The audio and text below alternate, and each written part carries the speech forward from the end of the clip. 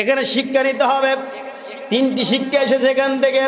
সম্মানিত ভাইরা আমার, পাপের কাজ আপনি যতই করতে চান না কেন, শয়তান আপনাকে যতই আপনাকে প্রবঞ্চনা দিক বা যতই আপনাকে পাকড়াও করুক, পাপ করা যাবে না।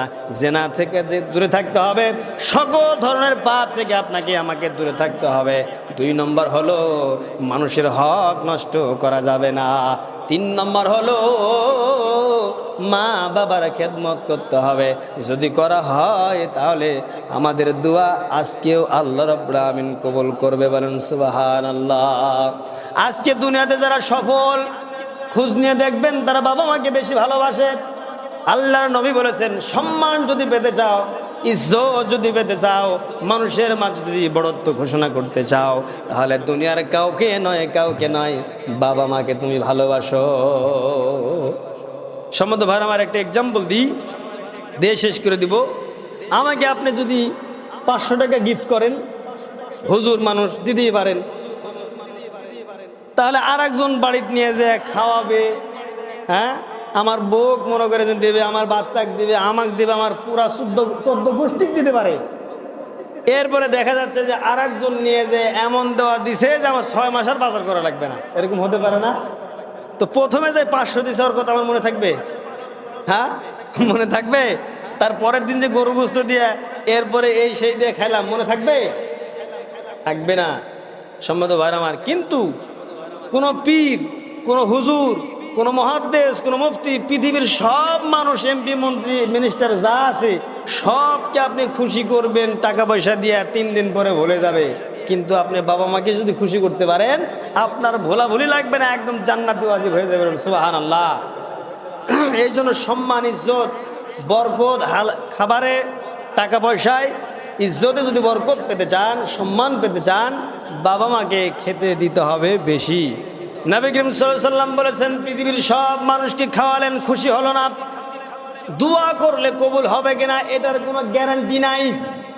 কিন্তু তোমার বাবা মা যদি বৃদ্ধকালে তোমার বাবা মা খেতে পারে না, একটা বেদনা ভেঙ্গে যদি তোমার মা বাবাকে খাওয়াতে পারো, আল্লাহর আরশ পর্যন্ত খুশি হয়ে যাবে। আর বাবা মা যদি দোয়া করে, পৃথিবীর কোনো দিকে আর তাকানো লাগবে না, ওই মাজারে যাওয়া লাগবে না, কুসুম্বা যাওয়া লাগবে না, অমুক জায়গায় যাওয়া লাগবে না, তমুক যাওয়া লাগবে না। আল্লাহ রাব্বুল আমিন তোমাকে একদম জান্নাত পর্যন্ত কবুল করবে শুধু বাবা মার দোয়ায়। এই জন্য সম্মত ভাইরা আমার, বাবা মাকে ভালোবাসবেন।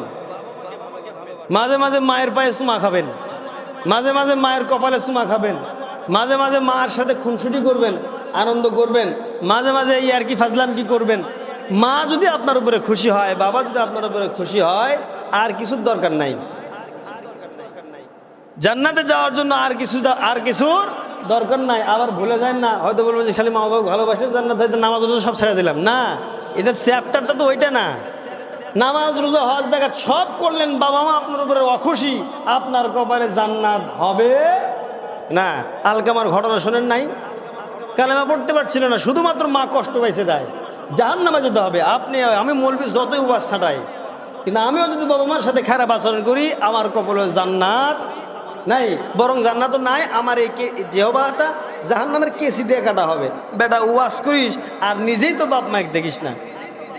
সম্মত ভাই আমার, শ্রমজীবী আমার বাবা মা হতে পারে, চুরি জোগাড় করে না নাকি, ব্যবসা করে, ছোটখাটো ব্যবসা করে, মানুষের বাসায় কাজ করে, চুরি তো আর করে না। সম্মত ভাই আমার, যে করেই খাক বাবা, আপনি লেভেলে বড় হয়েছেন, বাবা হয়তো এখনও কাজ করতেই পারে, তাই বলে যে আপনি বাবা মাকে ঘৃণা করবেন, অবহেলা করবেন, এটা করা যাবে না। যদি জান্নাত পেতে চান, পরকালে যদি মুক্তি পেতে চান, বাবা মাকে খেদমত করতে হবে, মা বাবাকে ভালোবাসতে হবে। সম্মত ভাই আমার, আসুন আমরা সকলেই আল্লাহর এই আয়াত অনুযায়ী, কোরআন এবং হাদিস অনুযায়ী জীবন করার চেষ্টা করি। করবো তো ইনশাল্লাহ? জোরে বলেন, করবো তো ইনশাল্লাহ? জোরে বলেন ইনশাআল্লাহ। আল্লাহ কবুল করুন। আসসালামু আলাইকুম ওয়া রাহমাতুল্লাহি ওয়া বারাকাতুহু।